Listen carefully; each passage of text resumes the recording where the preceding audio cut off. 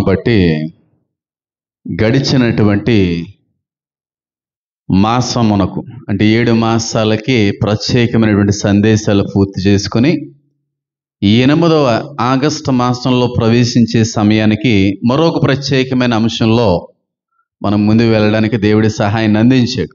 అందును బట్టి నేను దేవుని స్తుతిస్తున్నాను. ఒక ప్రత్యేకమైన అంశంలో మనం అందరం కూడా వెళ్తా ఉన్నాం. ఏంటి అంశం చెప్పండి? పరిశుద్ధాత్ముడు లేకపోతే పరిశుద్ధాత్మ అనేటువంటి పాత్ర మీద మనం పరిశీలించబోతా ఉన్నాం. మ్యాక్సిమం నాకు తెలిసి 2 నెలలు దీని గురించి పరిశీలిద్దాం. మిగతా 2 నెలల్లోనేమో క్రిస్మస్ వచ్చేటువంటి సమయం వరకు కూడా ఇంకా దాని గురించే కనుక ప్రత్యేకమైన అంశం అది కూడా. అందులో కూడా మనం ధ్యానించడానికి ప్రయత్నం అయితే కృప అయితే దేవుని నుంచి వెతకవలసిన అవసరతలో ఉందని జ్ఞాపకం చేస్తున్నాడు. అయితే ఈ పరిశుద్ధాత్మ దేవుని యొక్క పరిచయంలో కొన్ని విషయాలు మనం అందరం కూడా గమనించుకున్నాం.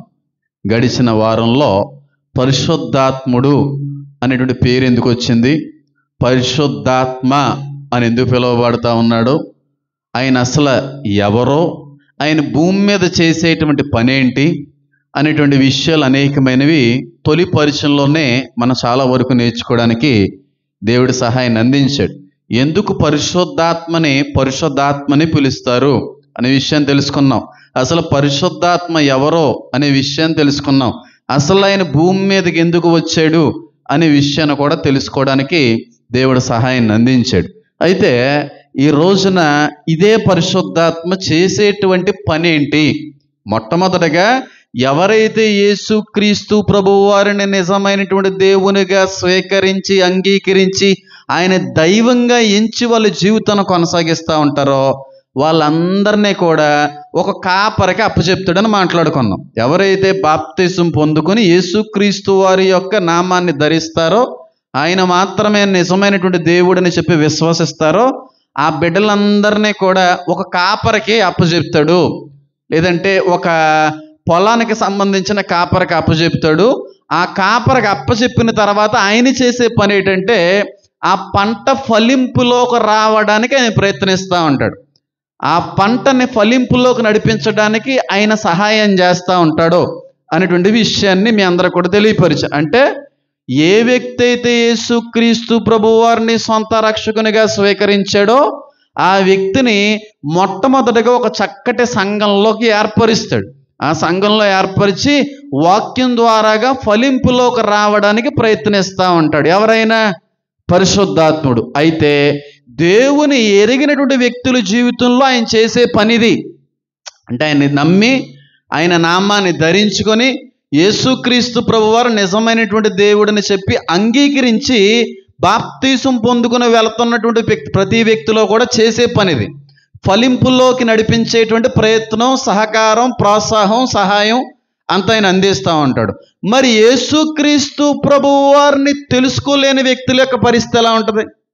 యేసుక్రీస్తు ప్రభువారిని తెలుసుకున్న వ్యక్తుల జీవితంలోనేమి ఈ పని చేస్తూ ఉంటాడు. మరి యేసుక్రీస్తు ప్రభువారిని తెలుసుకోలేని వ్యక్తుల జీవితంలో ఈయన చేసేటువంటి పని ఏంటి అంటే, దేవునికి దూరంగా ఉన్నటువంటి వ్యక్తుల జీవితంతో ఈయన చేసేటువంటి పని ఏంటి? అసలు దేవుని ఎరగనటువంటి అన్యులతో పరిశుద్ధాత్ముడు ఏ విధంగా పని చేస్తూ ఉంటాడనేది ఈరోజు మనం నేర్చుకుందాం. మొట్టమొదటిగానేమో ఆయన్ని తెలుసుకున్న వ్యక్తుల యొక్క జీవితంలో చేసే పని తెలుసుకున్నాం. రెండవదేమో ఆయన్ని తెలుసుకోలేని వ్యక్తులు ఉన్నారు కదా, ఇంకనో కూడా చాలామంది బాప్తీసం లేనటువంటి వ్యక్తులు ఉన్నారు కదా, రక్షణ లేనటువంటి వ్యక్తులు చాలామంది ఉన్నారు కదా. మరి వాళ్ళ పట్ల ఆయన చేసేటువంటి బాధ్యత, ఆయన యొక్క వ్యవహారం ఏ విధంగా ఉంటుంది, ఆయన చేసే పని ఏ విధంగా ఉంటుంది అనేటువంటి విషయాన్ని ఈరోజు మనం మాట్లాడుకోవడానికి ప్రయత్నిద్దాం. అయితే పరిశుద్ధాత్ముడు చేసేటువంటి పని ఏంటంటే క్రీస్తులోకి నడిపించేటువంటి వ్యక్తే ఉన్నాడు ఈయన. యేసుక్రీస్తు ప్రభువు వారిని ఎరగని, యేసుక్రీస్తు ప్రభువు వారికి దూరంగా బ్రతుకుతున్నటువంటి, యేసుక్రీస్తు ప్రభువు వారంటే తెలియనటువంటి వ్యక్తుల్ని క్రీస్తు వైపుగా నడిపించేటువంటి వాడు పరిశుద్ధాత్ముడే. ఎక్కడుంది అనే ఆలోచన కానీ చేసినట్టయితే యోహాను సువార్త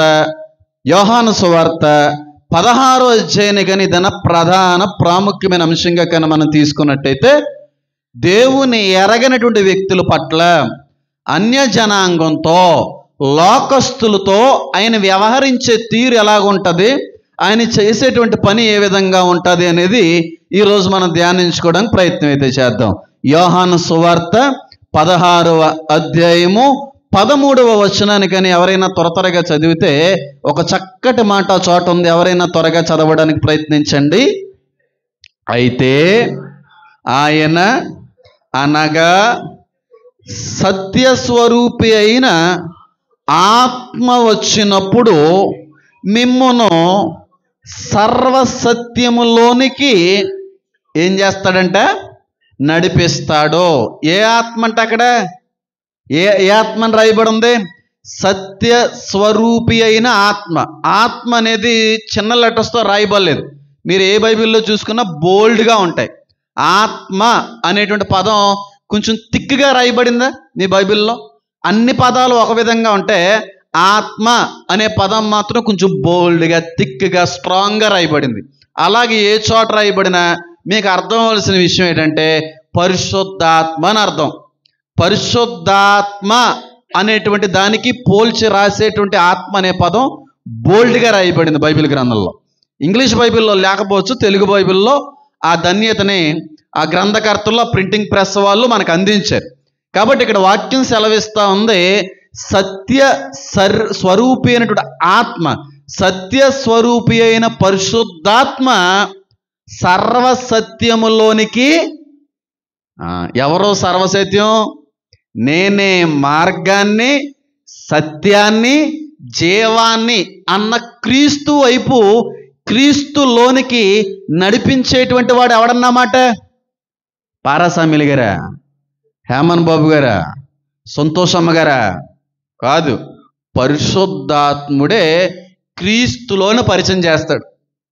పరిశుద్ధాత్ముడే యేసుక్రీస్తు ప్రభు వారిలోకి నడిపిస్తాడు, మేం కాదు. మీకు చాలా షాకింగ్గా ఉంటుంది. ఇదేం ట్విస్ట్ అండి బాబు అని కూడా మీకు అనిపించవచ్చు, కానీ వాస్తవానికి ఇదే నిజం.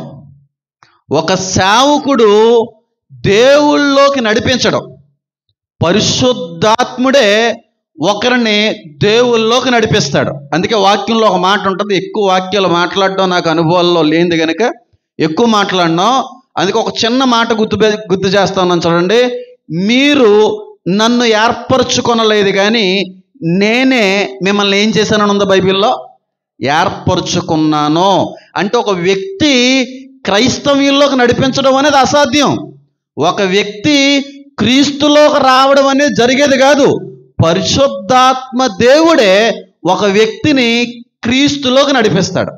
పరిశుద్ధాత్మ దేవుడే ఒక వ్యక్తిని క్రైస్తవునిగా మారుస్తాడు. ఈ విషయం చాలా మంది సన్నాసులకి తెలియక వాళ్ళు అంటూ ఉంటారు, మత మార్పిడి చేస్తూ ఉన్నారండి, మత మార్పిడి జరిగిస్తూ ఉన్నారండి, అన్యం పుణ్యం తెలియని వ్యక్తుల్ని మందిరాలు తీసుకుని వెళ్ళిపోతున్నారండి. ఎవరో తీసుకెళ్ళిపోయినంత మాత్రాన్ని ఆయన పరిచయం అవ్వడరా బాబు. ఆయన మాత్రమే తను తనుగా పరిచయం చేసుకుంటాడో.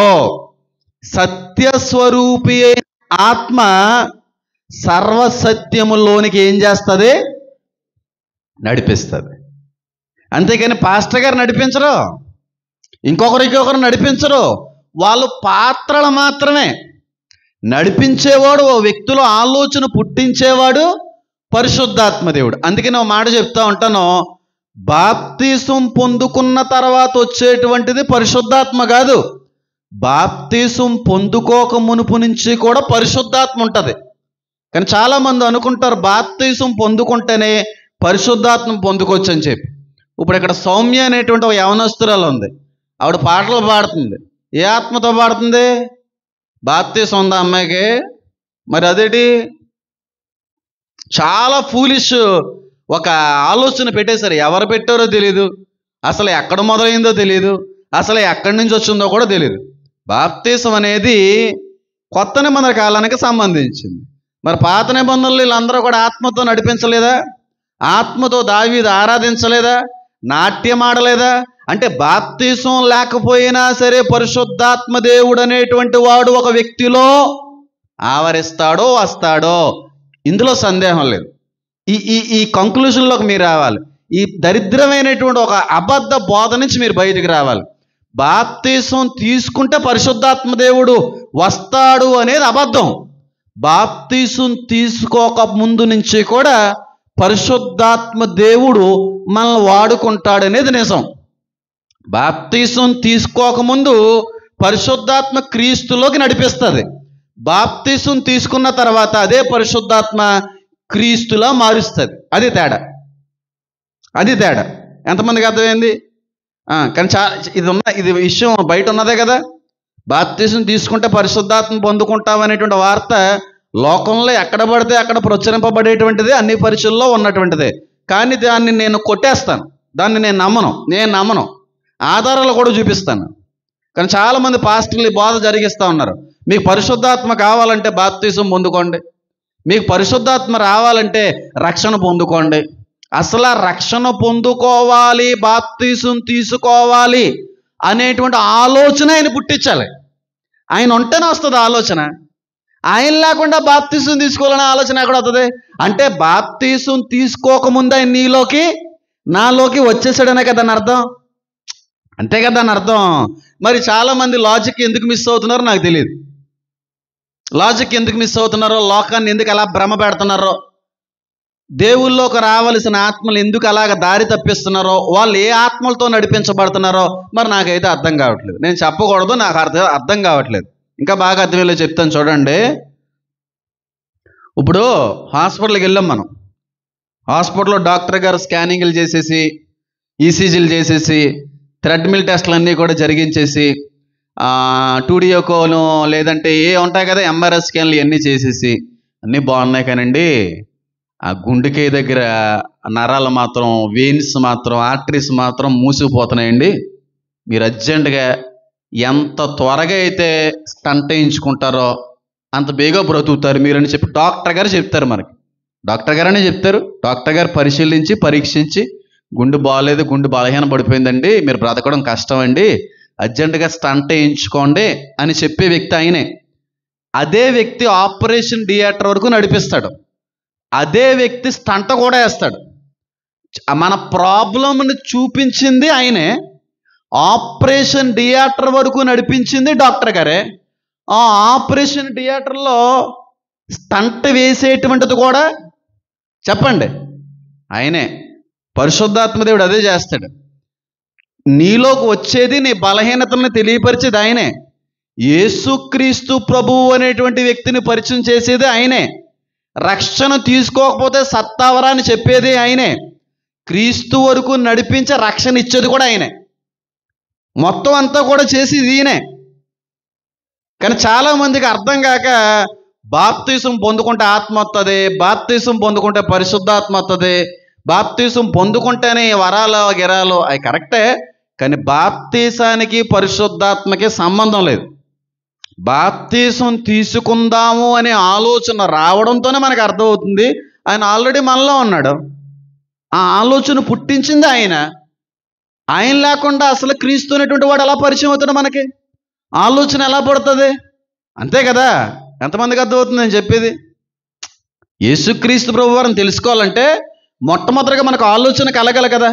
ఆలోచన ఎవరు కలిగించే వస్తుంది? అది ఆయన లేకుండా ఆలోచన కలుగుతుందా? ఆయన ఉండి ఆ ఆలోచన కలిగించి ఆ ఆలోచన జరిగింపులోకి చేసేది కూడా, నెరవేర్పులోకి తీసుకుని వచ్చేవాడు కూడా ఆయనే. నెరవేర్పులోకి తీసుకుని వచ్చేవాడు కూడా ఆయనే. ఇంకా బాగా అర్థమయ్యి ఇలా చెప్పిన ముందుకు వెళ్ళిపోతాం. ఇప్పుడు ఐస్ క్రీమ్ తినాలి అనే ఆశ పుడతా ఉంటుంది. ఆశ పుట్టింది అంటే ఖచ్చితంగా తింటాం, అవునా కదా? ఇప్పుడు ఐస్ క్రీమ్ నేను తిన్నానండి, ఆ తినడానికి ముందు నాలో ఏం పుట్టాలి? ఆశ పుట్టాలి. ఆశ లేకుండా ఐస్ క్రీమ్ తింటామా? మనకి ఏదన్నా తినాలి అని అనిపిస్తే తినేస్తాం. ఇప్పుడు నేను బయటికి వెళ్ళాను, ఇంకా ఐస్ క్రీమ్ తినకుండా రాను ఇంటికి. నాకు అది అలవాటు. అంటే అన్ని ఐస్ క్రీమ్స్ తిన్నా రెండు తింటాను. మళ్ళీ నేను ఈ రెండు తిని ఏ పేరులో చెప్తే మళ్ళీ వాటి కోసం మీరు పరిగెడతారు కాబట్టి నేను చెప్పను.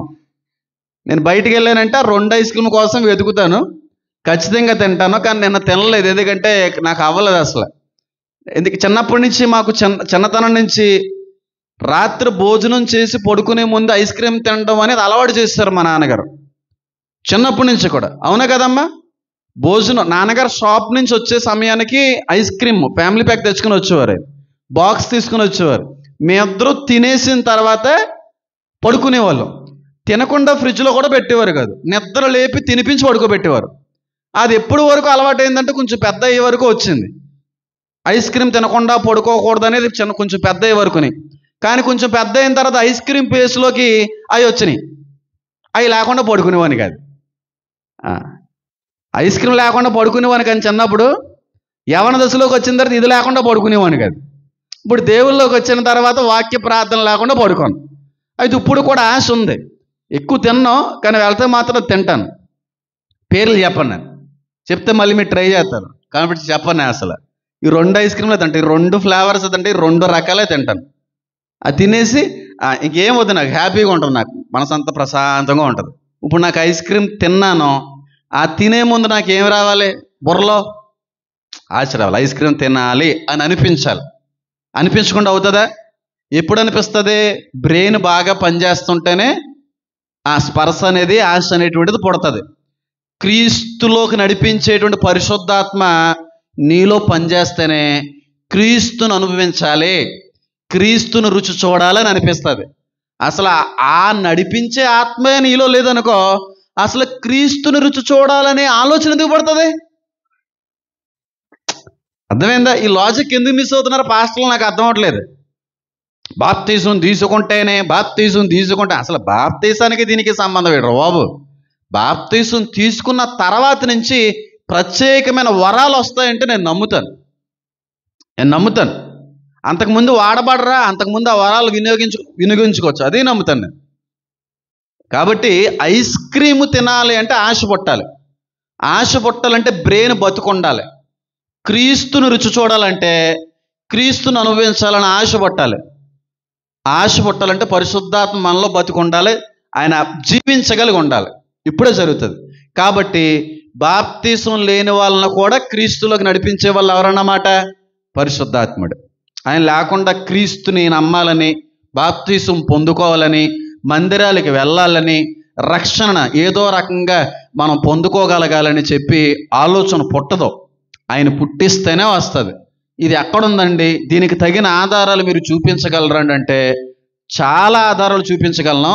కానీ ఒకే ఒక విషయాన్ని దైవ ప్రేరేపణ బట్టి జ్ఞాపకం చేసుకుని ముందుకు వెళ్ళిపోవడానికి ప్రయత్నం అయితే చేద్దాం. ఒకే ఒక విషయం చాలా హైలైట్ అవుతుంది నాకు తెలిసి. చాలామంది క్రైస్తవ్య బిడ్డలకి ఆత్మనేత్రాలు తెరుస్తుంది. క్రీస్తుని ఎరగనటువంటి వ్యక్తులకి క్రీస్తు పట్ల ప్రత్యేకమైనటువంటి ఆలోచన కలుగు చేస్తుంది ఈరోజు ప్రసంగం. కాబట్టి ఒక విషయాన్ని తెలియజేసి ముందుకు వెళ్ళిపోవడం ప్రయత్నిద్దాం. అయితే ఎవరై ఉంటారో మీరు కూడా చెప్పడానికి ప్రయత్నించండి. ఆ వ్యక్తికి బాప్తీసం లేదు, కానీ క్రీస్తుని తెలుసుకోవాలి అన్న ఆశ బాప్తీసం వరకు నడిపించింది ఆ వ్యక్తిని.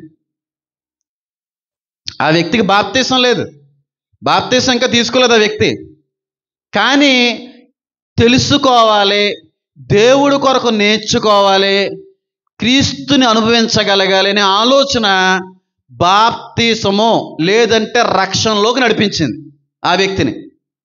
ఎవరై ఉంటారు చెప్పండి? నువ్వు చెప్పు. ఏ నపుంసకుడు? కందాకిని. కరెక్ట్, అది పర్ఫెక్ట్గా చెప్పింది ఆ అమ్మాయి. అపోస్తుల కార్యం 8వ అధ్యాయానికైనా మనం చూస్తే ఇథియోపియా దేశానికి సంబంధించినటువంటి ఒక అధికారి ఉంటాడు. ఆయన ఒక నపుంసకుడు. ఆ వ్యక్తి యొక్క ఆశ క్రీస్తులోకి నడిపించింది పరిశుద్ధాత్మను మూలంగా. ఒక్కసారి అది జ్ఞాపకం చేసుకుని మిగిలిన భాగానికి వెళ్ళడానికి ప్రయత్నం అయితే చేద్దాం. అపోస్తుల కార్యం 8వ అధ్యాయము 26 నుండి 40 వచనాలు టకటక చదివండి ఒకసారి. నేను చదివేస్తున్నాను టకటక, మీరు చదవలేరు. అపోస్తుల కార్యం 8వ అధ్యాయం 26 నేను చదువుతున్నాను, ఇంకెవరో బైబిల్ చూడకండి. ఈ వ్యక్తికి క్రీస్తు ఎవరో తెలియదు, ఈ వ్యక్తికి బాప్తీసం అనేది లేదు, కానీ ఈ వ్యక్తిలో ఉన్న ఆశ క్రీస్తులోకి నడిపించింది. ఈ వ్యక్తిలో పుట్టినటువంటి కోరిక బాప్తీసం వరకు నడిపించింది. ఆ వ్యక్తి ఎవరనేది పరిశీలిద్దాం. చదువుతున్నాను చూడండి. ప్రభువు దూత నీవు లేచి, ఫిలిప్పు అనేటువంటి ఒక అపోస్తుల్ని ప్రభువు దూత, దేవదూత ప్రేరేపించి మాట్లాడుతూ, నువ్వు లేచి దక్షిణముగా వెళ్ళి యెరూషలేములో నుండి గాజాకు పో అరణ్య మార్గమున కలుసుకోమని ఫిలిప్పుతో చెప్పగా అతడు లేచి వెళ్ళాను. అప్పుడు ఐథియోపియులు రాణి అయిన కందాకే క్రింద మంత్రి ఆమె యొక్క ధనాగారం అంతటి మీదనున్న ఇథియోపియుడైన నపుంసకుడు ఆరాధించుటకు యెరూషలేమునకు వచ్చి ఉండెను. అతడు తిరిగి వెళ్ళుచు తన రథము మీద కూర్చుండి ప్రవక్త అయిన యెషయా గ్రంథము చదువుచుండెను. అప్పుడు పరిశుద్ధాత్మ, బోల్డ్ లెటర్స్తో ఉంది అక్కడ, పరిశుద్ధాత్మ ఫిలిప్పుతో నీవు ఆ రథము దగ్గరికి పోయి దాన్ని కలుసుకొనమని చెప్పాను. ఫిలిప్పు దగ్గరకు పరిగెత్తుకుని పోయి అతడు ప్రవక్త అయిన యెషయా గ్రంథము చదువుచుండగా విని, నీవు చదివినది గ్రహించుచున్నావా, నీకు అర్థం అవుతుందా అని అడగగా, అతడు ఎవడేనూ నాకు త్రోవ చూపుకుంటే ఎలా గ్రహింపగలని చెప్పి రథం ఎక్కి తనతో కూర్చుండమని ఫిలిప్పును వేడుకొనెను. అతడు లేఖన ముందు చదువుచున్న భాగమేదనగా, ఆయన గొర్రె వలె వదకు తేబడిను, బొచ్చే కత్తిరించువాని ఎదుట గొర్రెపిల్ల ఎలాగ మౌనంగా ఉండునో, ఆయన దీనత్వమును బట్టి ఆయన న్యాయ విమర్శ దొరకకపోయేను. ఆయన సంతానం ఎవరో వివరింతురు, ఆయన జీవం భూమి మీద నుండి తీసివేయబడినది. అప్పుడు నపుంసకుడు ప్రవక్త ఎవరిని గూర్చి ఇలాగో చెప్పుచున్నాడు, తన గూర్చియా వేరొకని గూర్చియా, దయచేసి నాకు తెలుపమని ఫిలిప్పును అడిగాను. అందుకు ఫిలిప్పు నోరు తెరిచి ఆ లేఖనమును అనుసరించి అతడు యేసును గూర్చిన సువార్త ప్రకటించెను. వారు త్రోవలో వెళ్ళుచుండగా నీళ్లు ఒక చోటుకు వచ్చినప్పుడు నపుంసకుడు, ఇదిగో నీళ్లు, నాకు బాప్తీసం ఇచ్చుటకు ఆటంకం ఏమని అడిగి రథము నిలుపుమని ఆజ్ఞాపించెను. ఫిలిప్పు నపుంసకుడు ఇద్దరును నీళ్లలోనికి దిగిరి. అంతటి ఫిలిప్పు అతనికి బాప్తీసము ఇచ్చెను. వారు నీళ్లలో నుండి వెడల వచ్చినప్పుడు ప్రభువు ఆత్మ ఫిలిప్పును కొనిపోయాను. కనబడలేదు అప్పటి నుంచి ఫిలిప్, ఇంకా ఏమైపోయాడో తెలియదు, మాయమైపోయాడు.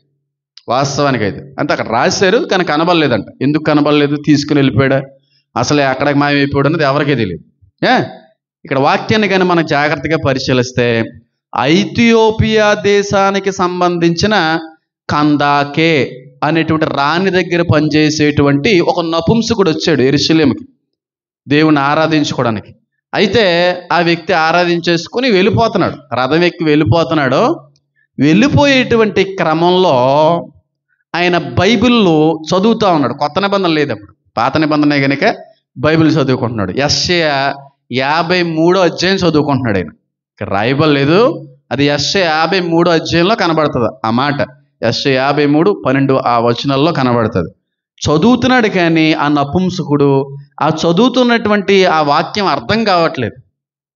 చదువుతున్నాడు పాపం, ఆశ ఉంది, బైబిల్ చదువుకోలే, దేవుని తెలుసుకోలే, ఏదో వస్తున్నామో ఏదో మొక్కుబడిగా ఆరాధిస్తున్నామో పోతున్నట్టుగా ఉంటుంది. కానీ అసలు ఈ బైబిల్ దేవుడు ఎవరో, ఈ బైబిల్లో మా కొరకు ఏమి రాయించాడనే ఆలోచన ఆశతో చదివే ప్రయత్నం చేస్తున్నాడు. రథం మీద వెనక్కి వెళ్ళిపోతూ ఐథియోపియా వెళ్ళిపోతూ చదువుకుంటున్నాడు, ఐథియోపియా వెళ్ళిపోతూ. అయితే ఆ వ్యక్తి చదువుతున్నాడు కానీ అర్థం కావట్లేదు. ఈ వ్యక్తి చదువుతున్నాడు అనేటువంటి విషయాన్ని ఎవరు గ్రహించారో తెలుసా? ఎవరో పరిశుద్ధాత్ముడు గ్రహించాడు. దేవుడిని ఎరగని వ్యక్తి దేవుడి కోసం తెలుసుకోవాలి అనే ఆలోచనని మొట్టమొదటిగా కనిపెట్టింది ఎవరో తెలుసా? ఆయనే. అర్థమైంది నేను చెప్పింది? దేవుడు అంటే తెలియదు కానీ దేవుని తెలుసుకోవాలి, దేవుడి గురించి నేర్చుకోవాలి, దేవుడి గురించి వినాలి. ఈ బైబిల్లో ఏముంది, అసలు బాప్తీసం అంటే ఏమిటి అనే ఆలోచన పుట్టడంతోనే వచ్చి పడిపోతాడు ఆయన. ఆలోచన వస్తే చాలు. ఆ ఆలోచన చేసే వ్యక్తి చాలా దూరంలో ఉన్నాడు. ఆ ఆలోచన గ్రహించిన పరిశుద్ధాత్మ దేవుడు ఆ వ్యక్తి దగ్గరికి రాలేదు, ఫిలిప్పు దగ్గరికి వెళ్ళాడు. ఫిలిప్ దగ్గరికి వెళ్ళి, ఒక వ్యక్తి వెళ్తున్నాడు, రథం మీద వెళ్తున్నాడు, అర్జెంటుగా వెళ్ళాలి. ఆశగల ప్రాణాన్ని తృప్తిపరిచేటువంటి దేవుడని వాక్యంలో ఉంది కనుక ఆశను తృప్తిపరచాలంటే నువ్వు వెళ్ళాలి అని అంటే, వెళ్ళే సమయానికి ఆయన ఉన్నాడు, రథం ఎక్కమన్నాడు. అర్థం అవట్లేదయ్యా బాబు, ఎవరైనా చెప్తేనే కదా అర్థమవుద్దంటే చెప్పాడు. యేసుక్రీస్తు గురించి చెప్పడం మొదలెట్టాడు. ఆ చెప్పినటువంటి ఆ తక్కువ సమయంలో ఉన్న సువార్తే ఆ వ్యక్తిని బాప్తీసంలోకి నడిపించేసింది. ఎంతమందికి అర్థమైంది? ఆ నపుంసకుడు బాప్తీసం తీసుకున్నాడు. అప్పుడు క్రైస్తవుడా? మరి చదవాలి అనే ఆలోచన ఎలా పుట్టింది? దేవుణ్ణి తెలుసుకోవాలనేటువంటి ఆశ ఏ విధంగా పుట్టింది? ఎవరి వల్ల పుట్టింది? పరిశుద్ధాత్మను మూలంగానే. ఒక వ్యక్తిలో ఆశ రేగిందా, కోరిక పుట్టిందా, దేవుణ్ణి తెలుసుకోవాలన్న తలంపు వచ్చిందా, ఆగడం ఎలా వచ్చేస్తా తెలుసా? పామురం వలె దిగి వస్తాడని ఉంది. యేసుక్రీస్తు ప్రభువు రక్షణ పొందుకుని బయటకు వచ్చిన తర్వాత పావురం వలె, అంటే పావురంలో వచ్చి దిగుతాడని కాదు. చాలామంది పావురాన్ని పరిశుద్ధాత్మతో పోలిస్తూ ఉంటారు. తప్పేమీ లేదు. పావురంలాగా పోల్చబడ్డారంటే అంత స్పీడ్గా అది దిగుతుందని, అంత స్పీడ్గా ఆవరిస్తుంది. నేను పావురాలు చిన్నప్పటి నుంచి కూడా పెంచడంలో నేను అలవాట్లు ఉన్న వ్యక్తిని కాబట్టి చెప్తున్నాను. నేను ఏ క్లాస్ నుంచి పెంచుతున్నానమ్మా పావురాల్ని? 7th పట్టుకున్న వాటిని. అంతకు ముందు నుంచి కూడా చిన్నమే పెద్దమే వాళ్ళు పెంచడం అనేది అలవాటు. కానీ నాకు అలవాటైంది అప్పటి నుంచి. నాకు తెలిసి వాటి అప్పటి నుంచి అంటే ఇంచుమించుగా ఒక 10 years 9 years నుంచి కూడా నాకు మంచి అనుభవాలు ఉన్నాయి పావురాలతో. పావురాలు ఎగురుతా సర్రమని దిగిపోతాయి. ఒక్కసారి రెక్కలు ముడిచి అంత పైనుంచో కూడా ఒక్కసారిగా దిగిపోతాయి. కొన్ని సెకండ్లు దిగిపోగలిగేటువంటి నైపుణ్యత కలిగినటువంటి జీవి అది. ఎగురుతూనే ఉంటుంది. ఎక్కడో ఉంటుంది. ఆ ఎక్కడో ఉన్నది ఇంటి మీదకి కన్నురెప్ప పాటు దిగిపోగలదు. అంత స్పీడ్గా ల్యాండ్ అవ్వగలిగేటువంటి శక్తి జీవికి ఉంది. అందుకు పరిశుద్ధాత్మ అనేటువంటిది పావురంతో పోల్చబడింది. నీకు ఆశ పుట్టడం ఆలస్యం, బాప్తీసం తీసుకుందామనే కోరిక రావడం ఆలస్యం, యేసుక్రీస్తు ప్రభువారి గురించి తెలుసుకోవాలి అనే తలంపు పుట్టడం ఆలస్యం. పావురం కంటే కూడా వేగంగా వచ్చి ఆవరించగలిగే దేవుడు మన పరిశుద్ధాత్మ తండ్రి. గట్టిగా చప్పట్లు కొడుతూ దేవుని మహింపరుద్దాం. ఒక్కసారి ఆలోచన పడితే చాలండి. నేను అందుకే దేవుణ్ణి ఎరగనటువంటి వ్యక్తులతో, బాప్తీసం ఇంకా తీసుకోలేని వ్యక్తులతో, అసలు దేవుడికి దూరంగా బ్రతుకుతున్నటువంటి వ్యక్తులు ఎవరన్నా నాకు పరిచయం అయినా, నాకు ఎదురుపడినా, వాళ్ళతో నేను తొలిగా చెప్పేటువంటి మాట ఏంటో తెలుసా? మీరు మందిరాలకు రాకండి, మీరు బాప్తీసాలు ఏం పొందుకోకండి, ప్రతి ఆదివారం మందిరానికి వచ్చి కూర్చోండి అని నేను అన్నో. మీ ఇంటిలోనే ఆయన జ్ఞాపకం చేసుకోండి. మీ ఇంటిలోనే అవకాశం ఉంటే ప్రార్థన చేసుకోండి. మీ ఇంటిలోనే మీకు అవకాశం ఉంటే వాక్యం చదువుకోండి. ఎందుకంటాను తెలుసా? నాకు వాక్యం బాగా తెలుసు కాబట్టి. నువ్వు ఎక్కడ ఉన్నావని కాదు, నువ్వు ఎక్కడ ఉన్నా ఆయన్ను కోరుకునే ఆలోచన నీలో పుట్టిందా, మిగతా పని అంతా కూడా ఆయన చేసుకుంటాడు. పుట్టడం ఆలస్యం అంతే. కోరిక, ఆలోచన, ఆశ నీలో రేగడం ఆలస్యం అంతే. అది రేగిందా ఆయన వచ్చి కూర్చుంటాడు. ఇంక నా పని ఏముండదు. ఆయన వాక్యంలోకి, దేవునిలోకి, మందిరంలోకి నడిపిస్తాడు. ఒక మనిషి ద్వారాగా మరొక మనిషి దేవుల్లోకి వస్తాడంటే నేను నమ్మను. ఒక వ్యక్తిలో ఆశ ఉంటేనే పరిశుద్ధాత్మ దేవుడు ఆ వ్యక్తిని దేవుల్లోకి నడిపిస్తాడు. ఆశ లేకుండా తృప్తిపరచలేడు దేవుడు. ఆశ పుట్టాలి, ఆశ రేగాలి, తలంపు అనేటువంటిది మనలోకి రావాలి. అప్పుడే జరుగుతుంది. అది రాకుండా జరగదు. అందుకే క్రీస్తుని ఎరగనటువంటి వ్యక్తులు కనీస ఆలోచన క్రీస్తు మీద కలిగిన వాళ్ళు రక్షించబడినట్టే. అందుకే వాక్యంలో ఒక మాట నాకు చాలా ఇష్టం. వివేకము కలిగి దేవుణ్ణి వెతుకువారు కలరేమో అని ఆకాశము నుండి నరులను పరిశీలించుచున్నాడు అని ఉంటుంది. వివేకము కలిగి దేవుణ్ణి వెతుకువారు కలరేమో, ఉంటారేమో అని నిరంతరం ఆకాశము నుండి దేవుడు ఏం చేస్తున్నాడు తెలుసా? నరుల్ని పరిశీలిస్తూ ఉంటాడండి. ఎవరైనా సరే నా కొరకు ఆలోచిస్తారా, ఎవరైనా నన్ను తెలుసుకోవాలనే ఆలోచన కలిగి ఉంటారా, ఎవరైనా నా గురించి ఎంతో కొంత తలంపుల్లో ఉన్నారా అని పరిశీలిస్తూ ఉంటాడండి. వాళ్ళు ఎలాంటి వ్యక్తులు పరిశీలిస్తారో జ్ఞానం కలిగినోడు పరిశీలిస్తాడని ఉంది బైబిల్లో. వచ్చేస్తాడంతే. ఇంకైనా వెంటనే ఆవరించేస్తుంది ఇంకా. అయితే మీకు డౌట్ రావాలి, మరి నిజంగా ఆ వ్యక్తి ఏర్పాటులో ఉంటే, నిజంగా ఒక వ్యక్తిని దేవుల్లోకి నడిపించగలిగేటువంటి పరిశుద్ధాత్మని యొక్క సహాయం ఉంటే మనం ఎందుకు సువార్త ప్రకటించడం? మనం సువార్త ప్రకటించవలసిన అవసరం ఏముంది? అక్కడికి ఇక్కడికి వెళ్ళి సువార్త ప్రకటించుకోవలసినటువంటి పని ఏమొచ్చింది? మరి ఆయనకి తెలుసు కదా ఒక వ్యక్తి ఆశపడుతున్నాడని, ఒక వ్యక్తి క్రీస్తుని గురించి ఆలోచన చేస్తున్నాడని, ఒక వ్యక్తి క్రీస్తును తెలుసుకోవాలన్న తలంపులో ఉన్నాడని, ఒక వ్యక్తికి నూతనమైనటువంటి ఆ కోరిక దేవుని గురించి ఏర్పడిందని పరిశుద్ధాత్మ దేవుడు కనిపెడతా ఉంటాడు కదా. మరి అలాంటి వ్యక్తుల్ని దేవుడే ఆయనలోకి నడిపించుకోవచ్చు కదా. మళ్ళీ సువార్త ఎందుకు అనే ప్రశ్న రావాలొద్దా? ఖచ్చితంగా రావాలి. పరిశుద్ధాత్మ తండ్రి ఒక వ్యక్తి యొక్క ఆలోచన గ్రహించి ఆ పరిశుద్ధాత్ముడు దేవుళ్ళలోకి నడిపిస్తున్నప్పుడు సువార్తతో పనే ఉంటుంది. సువార్తతో పనే ఉంటుంది. మరి సువార్తకే దేవుడు ఎందుకు ప్రాధాన్యత ఇచ్చాడు అనేది తెలుసుకుని ఈ రెండో భాగాన్ని ఒక ముగింపులో తీసుకురావడానికి ప్రయత్నిద్దాం. ఎందుకంటారు చెప్పండి? పరిశుద్ధాత్ముడు వివేకము కలిగి దేవుణ్ణి వెతుకువారు కలరేమో అని చెప్పి నరులను ఆకాశం నుండి పరిశీలిస్తున్న దేవుడికి తెలుసు కదా. మరి తెలిసినప్పుడు సువార్తతో పనేముంది? ఆయనే నడిపించుకుంటాడు కదా సర్వసత్యంలోనికి. సువార్తతో పనేముందండి? నిజమే అది. మరి సువార్త ఎందుకు చెప్పండి? ఆయనే నడిపించుకుంటున్నప్పుడు, ఆయనే సర్వసత్యంలోకి నడిపించుకుంటూ వెళ్ళిపోతున్నప్పుడు సువార్తతో పనే ఉంది. బయట బహిరంగ కూడికలు పెట్టి లక్షల లక్షలు తగలేసుకోవాల్సిన పనే ఉంది. ఆ ఇంటికి ఈ ఇంటికి వెళ్ళి తిట్టిపించుకోవాల్సిన పనే ఉంది. అక్కడికి ఎక్కడికి వెళ్ళి దేవుని తెలుసుకోండి అని చెప్పి పాంప్లెట్లు పంచిపెట్టవలసిన పనే ఉంది. పని లేదు కదా. మరి ఎందుకు ఈ సువార్త కార్యక్రమం నాకు తెలియగలుగుతాను? అవసరం లేదు కదా ఇది అలాంటప్పుడు, అంతే కదా. మరి అదేం ట్విస్ట్ అండి బాబు, మీరే చెప్పారు పరిశుద్ధాత్మ తండ్రి నడిపిస్తాడు దేవుళ్ళలోకి సర్వసత్యంలోకి అని, మళ్ళీ మీరే అంటున్నారు సువార్త అవసరం లేదని. మరి సువార్త ఎందుకు చెప్పండి? అడుగుతున్నాను మామూలుగా. చెప్పండి ఎందుకు సువార్త ఆయనే నడిపిస్తున్నప్పుడు? చెప్పండి. నేనేమన్నాం? పరిశుద్ధాత్మ దేవుని యొక్క పరిశీలన కాబట్టి నేను గట్టిగా ఏం తిట్టనేమని. గద్దించేటువంటి ఖండించే వాక్యాలు వేరే ఉంటాయి, ఆ వాక్య విధానం వేరేగా ఉంటుంది.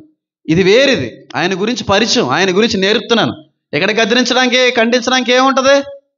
ఇక్కడ ఏముండదు, అందంగా ఉంటుంది, నీకు నచ్చుతుందిలే. ఖండించి గద్దించి మీకు నచ్చవు కదా. చెప్పండి ఎందుకంటారు? స్వార్థ ఎందుకంటారు మరి అలాంటప్పుడు? యేసుక్రీస్తు ప్రభువారు చెవు గలవాడు వినుడుగాక అంటాను. నేను అంటాను ఆత్మ కలిగి ఉన్నవాడు చెప్పునుగాక అని. చెప్పండి.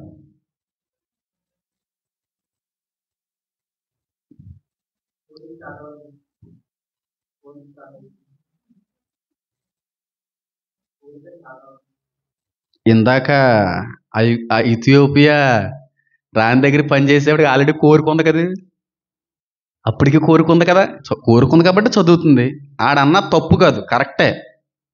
కానీ ఇంకా క్లారిఫైగా, ఇంకా బాగా చెప్పచ్చు, ఇంకా క్వాలిటీగా చెప్పచ్చు.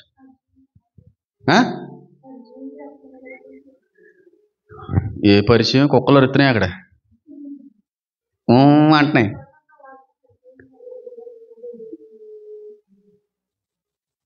ఫిలిప్పు క్రీస్తును పరిచయం చేయలేదు కదా. ఫిలిప్పు ఆ నపుంసకుడికి క్రీస్తుని పరిచయం చేశాడా? పరిచయం చేయకముందే ఉంది కదా. మరి దాని సంబంధం ఏంటి చెప్పండి? ఇంకెవరన్నా ఇంకొకరు ఛాన్స్, తప్పేం లేదు, చెప్పండి. కాదు, చెప్తున్నాను జాగ్రత్తగానండి. యేసుక్రీస్తు ప్రభువారు పేతురు దగ్గర ఒక మాట అన్నాడు.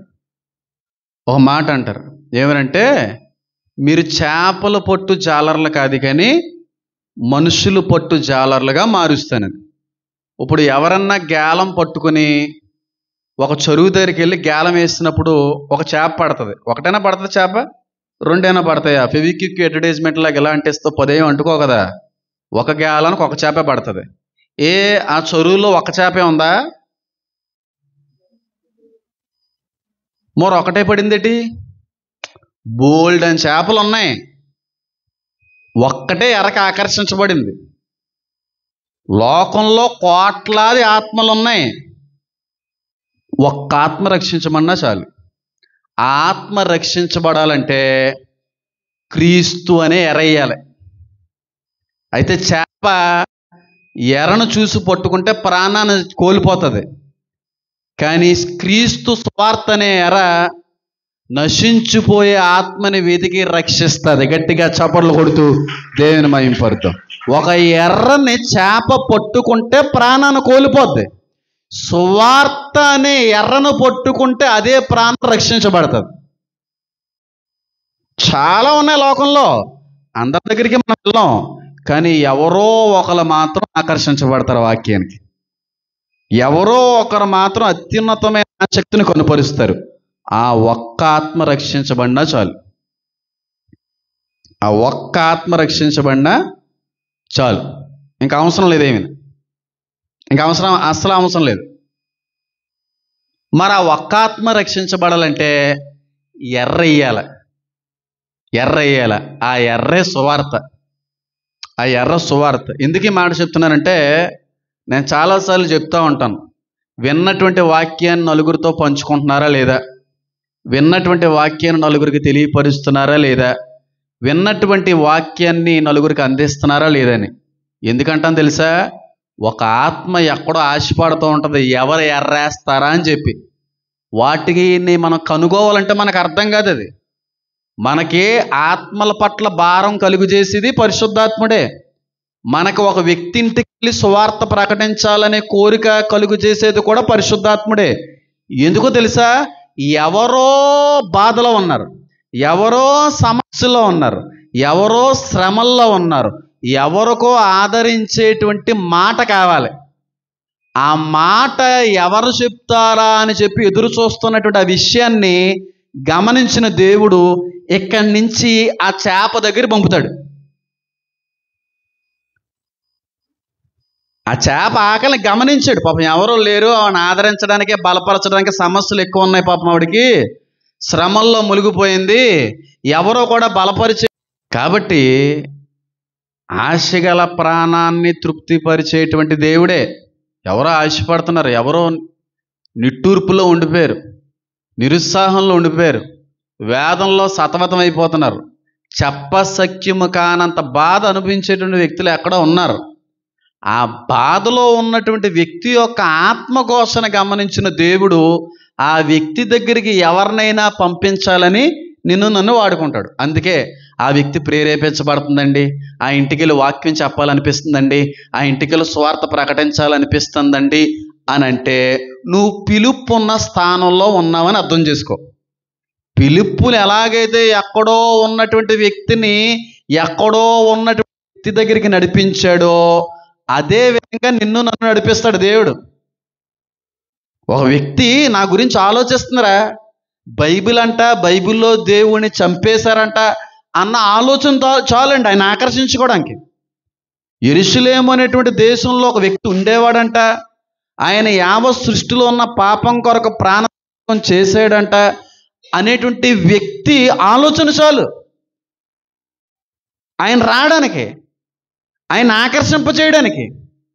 ఎవరో చెప్పారండి మందిరంకి వెళ్ళినప్పుడు, ప్రార్థన చేసుకుంటే సమస్యలు తగ్గుతాయని, ఈ రోగం తగ్గుతుందని, ఏదో ఎవరో చెప్పినట్టు గుర్తుందండి అనే తలంపు పుట్టిందనుకో చాలు. అది ఆయన నిన్ను ప్రేరేపిస్తాడు. ఇదిగో ఒక వ్యక్తి ఇంటిలో ఒక వ్యక్తి ఆశపడుతున్నాడు, ఆ వ్యక్తికి ఈ సమయంలో నువ్వు స్వార్థ ప్రకటించావా పని అవుతుంది అని చెప్పి నీకు ప్రేరేపిస్తూ ఉంటాడు. ఫిలిప్ని ప్రేరేపించినట్టుగా, ఎల్లు ఆ ఇంటికి స్వార్థ ప్రకటించు, ఆ ఇంటికి స్వార్థ ప్రకటించు, ఆ హృదయం తెరవబడి ఉంది, ఆత్మ ఆశపడతా ఉంది, నువ్వు ఎంత బేగా వెళ్తే అంత మంచిదని చెప్పి ఆయన నిన్ను తీసుకొని నడిపించడానికి ఇష్టపడతా ఉంటాడు.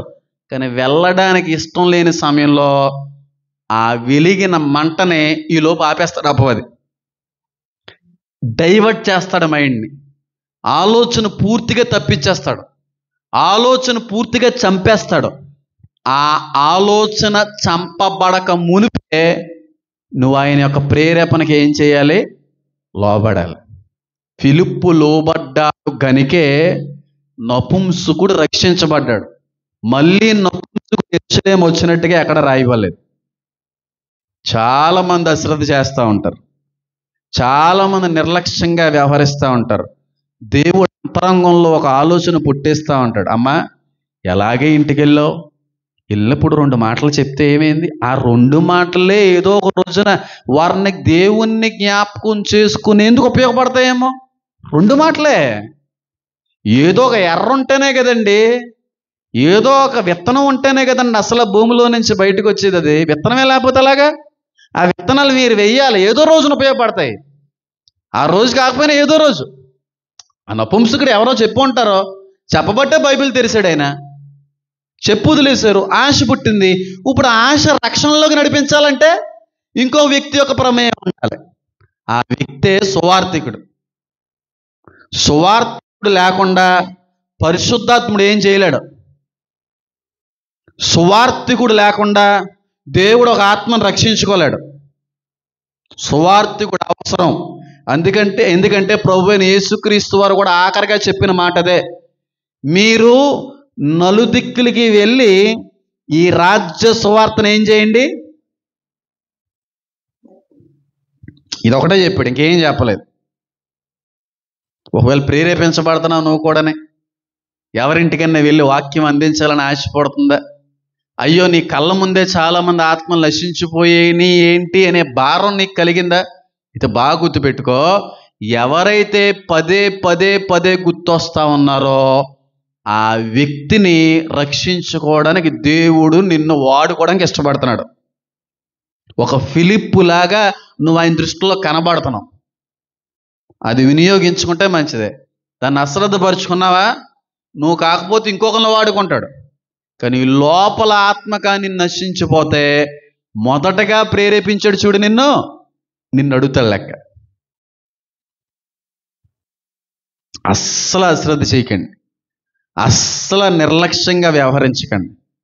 దేవుడు మాట్లాడి, దేవుడు ప్రేరేపించి ఒకరింటికి వెళ్ళి దర్శించు అనే హృదయ ఆలోచన కలిగిందంటే అక్కడ ఆశ కలిగిన ప్రాణం ఏదో ఎదురు చూస్తుంది అని అర్థం. ఎవరో ఉన్నారు అక్కడ, ఎవరిలోకో దేవుడి యొక్క ఆలోచన ప్రవేశించింది, ఎవరికో దేవుణ్ణి తెలుసుకోవాలన్నటువంటి ఆలోచన పుట్టింది, ఎవరికో వచ్చిన సమస్యలో దేవుణ్ణి గుర్తు చేసుకునేటువంటి సమస్య ఏర్పడింది. ఇంక అన్ని ప్రయత్నించుంటారు, అన్ని చోట్లకి వెళ్ళారు, అవ్వలేదు. ఆ సమయంలో క్రీస్తు గుర్తొచ్చినా చాలు. ఎంతమంది ప్రకటిస్తున్నారు సువార్తని?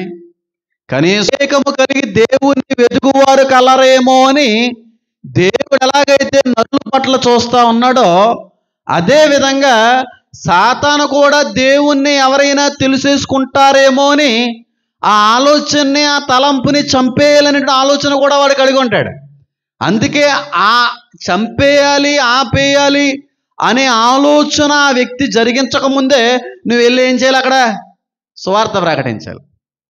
ఆశ చల్లారిపోకుండానే, ఆ కోరిక ఆగిపోకుండానే నువ్వు వెళ్ళి సువార్తను ప్రకటించగలిగే వ్యక్తి ఉన్నావు అనుకో, ఖచ్చితంగా పరిశుద్ధాత్మ దేవుడు నపుంసకుడిని ఎలాగైతే బాప్తిసం వరకు నడిపించుకోగలిగాడో నిన్ను నన్ను కూడా అదే విధంగా ఆయన నడిపించుకోగలడు. కానీ మనం వినట్లేదు దేవుడి మాటను. కళ్ళ ముందు ఎంతమంది చనిపోతున్నారంటే రక్షణ లేక చచ్చిపోయిన వాళ్ళు ఎక్కడో ఉన్న వ్యక్తులైతే వేరే విషయం, కానీ మన ఇంటి పరిసర ప్రాంతాల్లోనే ఉంటారు వాళ్ళు. మన ఇంటి ముందో, ఇంటి వెనకాలో, ఇంటి పక్కన భాగంలోనే ఎక్కడో ఉంటారు. వాళ్ళు అలాగా రక్షణ లేకుండా చచ్చిపోతున్నప్పుడు నీకు నాకు బాధ కాదు, తప్పు నాదే అనిపించేటువంటి ఆలోచన రావాలి. ఒకవేళ ఆలోచన నీకు వచ్చిందంటే ఖచ్చితంగా నువ్వు గమనించుకో, ఆ వ్యక్తి ఆత్మ నశించిపోకుండా దేవుడు నిన్ను వాడుకోవాలనుకున్నాడో, కానీ నువ్వు లెక్క చేయలేదు ఆ ప్రేరేపణ. వినరేమో, లెక్క చేయరేమో, ఎంత చెప్పినా సరే వినలేని వ్యక్తులకి ఏం చెప్తాం, వాళ్ళకి మాకు పడదు కాబట్టి ఏం మాట్లాడతాం అన్న ఆ అశ్రద్ధ ఆలోచన ఆ వ్యక్తి ఆత్మను నశింపజేసిందేమో. ఏమో దేవుని తెలుసుకోవాలన్న ఆలోచన పుట్టిందేమో. ఒకవేళ పాటలు విని, వాక్యం విని, క్రైస్తవుని చూసి దేవుణ్ణి తెలుసుకున్న వ్యక్తుల్లా నేను ఉందాం, నేను మందిరానికి వెళ్దాము అని ఆలోచన పుట్టే లోపే వెంటనే వచ్చి అపవాది చంపేసాడేమో. అందుకే వాక్యంలో మాట ఉంటుంది, ఎవరిని ఎప్పుడు మృంగుదుమా అని చెప్పి గర్జించు సింహం వలె వెతుకులాడుచుంటాడంట అతను.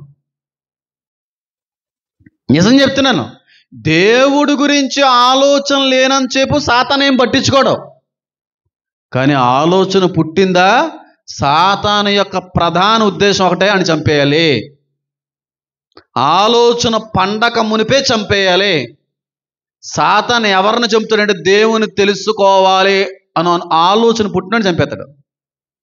పుట్టనని చెప్పి ఏం పెద్ద పట్టించుకోడు. కానీ పుట్టిందంటే మాత్రం ఫుల్ ఫోకస్ సాతానికి ఆత్మ మీదే ఉంటుంది, ఆత్మ మీదే ఉంటుంది. కానీ ఆ తప్పు ఎవరి మీదకి వెళ్తుందంటే పరిశుద్ధాత్మ మీద కాదు. ఆలోచన పుట్టింది ఆ వ్యక్తిలో, పరిశుద్ధాత్ముడే పుట్టించాడు. మరి ఎర్రేయవలసిన వ్యక్తి పిలుపులా ఉండవలసిన నువ్వు ఉండట్లేదేమో, దైవ ప్రేరేపణకు లోబడట్లేదేమో. వాక్యం అయితే వింటా ఉన్నాం కానీ ఆ వాక్యం అవసరమైనటువంటి వ్యక్తులకు పంచట్లేదేమో. ప్రక్కన ఉన్నటువంటి వ్యక్తుల దగ్గరికి వెళ్ళి సోది కబుర్లు అయితే చెప్తున్నావు, కానీ ఆ ఉన్న విషయాన్ని సత్యస్వరూపి అయిన ఆత్మ యొక్క ప్రేరేపణ బట్టి సర్వసత్యంలోకి నడిపించేటువంటి మాటలు చెప్పలేకపోతున్నావేమో. పనికిమాల మాటలు చెప్తున్నావు కదా, అనవసరం.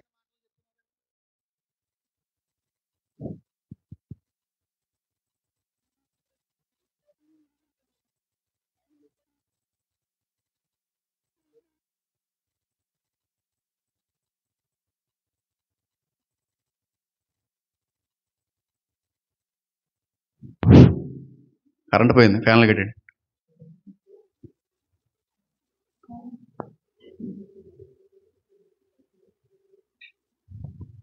కాబట్టి మనం జ్ఞాపకం చేసుకోవాల్సిన విషయం ఏంటంటే, నీకు ఒక ఆత్మల పట్ల భారం కలిగిందంటే, ఒక ఇంటికి వెళ్ళి సువార్త ప్రకటించాలని ఆలోచన కలిగిందంటే, ఒకటే నీకు గుర్తుండాలి, ఒకటే నువ్వు జ్ఞాపకం చేసుకోవాలి, ఎవరో దేవుడి కొరకు ఆలోచిస్తున్నారో, ఎవరినో దేవుడి ప్రేరేపణలోకి నడిపిస్తున్నాడో, ఎవరినో ఆయన రాజ్యంలోకి తీసుకోవడానికి ఇష్టపడుతున్నాడో, అందుకే పిలిప్పు వలె నన్ను ఆ వ్యక్తి దగ్గరికి నడిపించడానికి ఇష్టపడుతున్నాడనే ఆలోచన రావాలి. ఒకవేళ ఆలోచన వచ్చినా సరే అశ్రద్ధ చేసావా, నీకు మాత్రం నిత్య జీవం అనేది ఉండదు. నిత్య జీవం ఉండదు. సువార్త ప్రకటించాలి. సేవకులు కాదు, పాస్టర్ గారు కాదు, బోధకుడు కాదు, వర్తమానికుడు కాదు, ఇంకొకడు కాదు, సంఘమే సువార్థికులై ఉండాలి. మీరు విన్న వాటిని ఏం చేయండి, తెలియజేయండి. ఓ మాట చెప్పిన ముగింపులోకి వస్తాను చూడండి. అయిపోయిన తర్వాత సాతానికి ఇబ్బందులు ఏం పెట్టవు. ట్రాన్స్ఫారాలు కాలిపోవడాలో, కరెంటు తీసేయడాలు ఏముండవు. చూడండి ఎంత బాగుంటుందో కరెంట్. ఇప్పుడు వాక్యం అయిపోయిన తర్వాత ఆడంత దరిద్రుడు ఎక్కడ ఉండండి, సిగ్గుమాలుడు అన్నాడు. సిగ్గు లేనుడని పిలిచేవారు తాతయ్య గారండి. సిగ్గు లేదడికి. దరిద్రుల్లో నెంబర్ 1 ఎవడన్నాడంటే ప్రపంచంలో సైతానిగడే. పేడకు చొప్పు అంటించి కొడతానండి కనబడితే. అంత చిరాకు నాకాడండి. చాలా వరస్ట్ ఫీల్ ఆడు. ఆడు వేసే కుయుక్తులు, ఆడ పన్నాగాలు నీచంగా ఉంటాయి.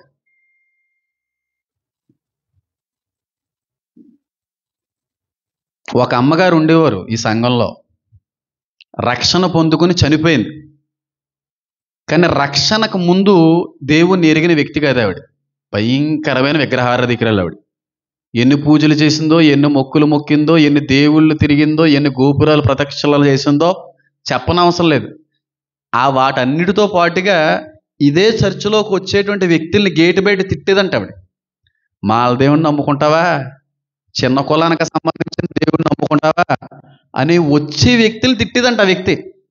అలాంటి వ్యక్తిని దేవుడు రక్షించుకున్నాడు. అలాంటి వ్యక్తిని దేవుడు ఆయన రాజ్యంలోకి తీసుకున్నాడు. ఎవరో తెలుసా వ్యక్తి? డెబోరా గారు వాళ్ళ అమ్మగారు. ఆవిడ చూడడానికి ఎలా ఉంటుంది?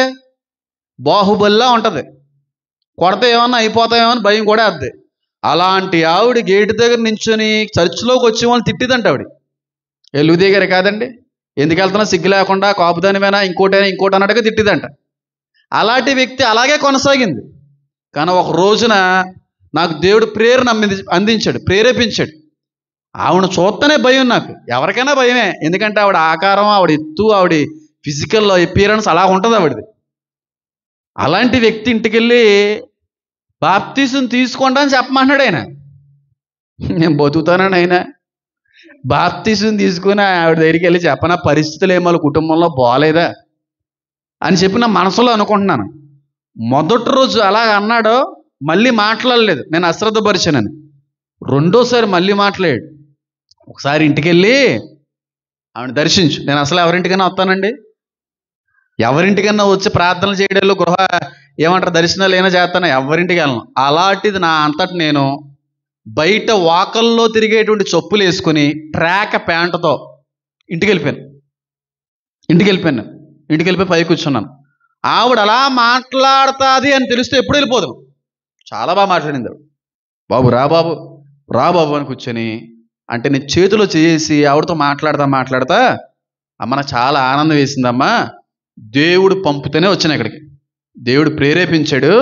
మీ ఇద్దరు అమ్మాయిలు వచ్చి ప్రార్థన చేయమన్నా ఏ రోజు రాలేదు. నేను చాలామంది సగంస్తులు ఇంటికి రమ్మన్నా నేను వెళ్ళను, కానీ దేవుడు ప్రేరేపిస్తేనే వచ్చాను ఇక్కడికి. నేను మీతో మాట్లాడి ఒక మాట చెప్పమన్నాడు కాబట్టి చెప్పడానికి వచ్చానమ్మా అంటే చెప్పు బాబు అన్నారు. అన్నీ మాట్లాడారు, వాళ్ళ శ్రమలు చెప్పుకున్నారు, సమస్యలు చెప్పుకున్నారు, ఆవిడకున్న బాధను చెప్పుకున్నారు, వ్యాధిని పంచుకున్నారు.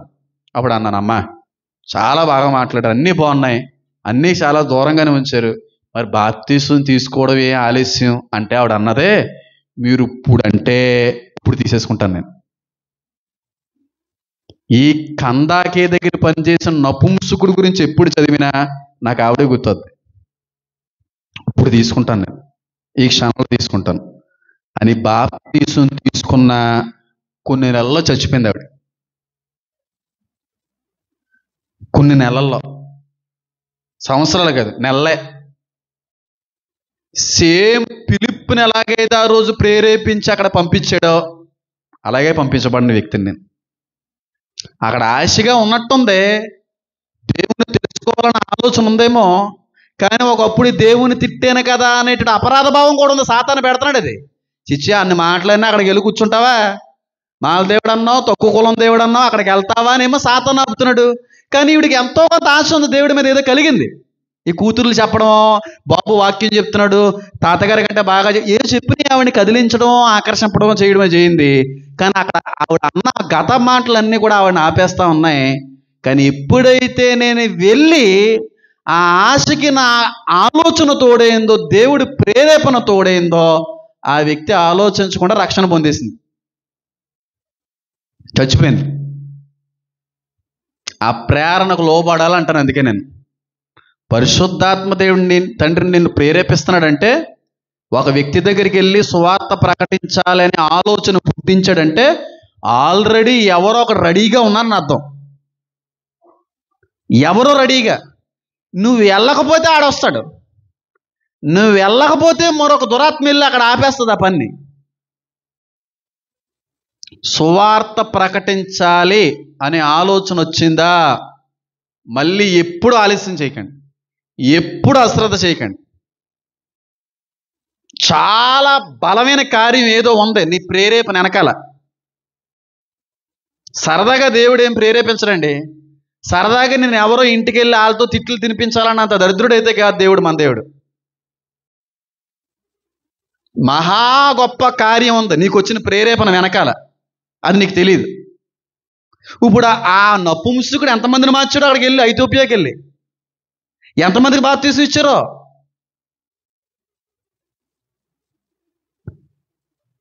చేతులారా చాలా ఆత్మల్ని పాతాళానికి నడిపించేటువంటి వ్యక్తులుగా మనం ఉంటున్నాయేమో ఒకసారి పరిశీలించుకోండి. వాక్యం ఎరిగిన నీవే, రక్షణ యొక్క విలువ ఎరిగినటువంటి నీవే, క్రీస్తు యొక్క గొప్పతనం తెలుసుకున్నటువంటి నీవే, చాలామంది ఆత్మలు నడిపించబడవలసినటువంటి రీతిలో ఉన్నటువంటి నీవే అశ్రద్ధపరుస్తున్నాయేమో.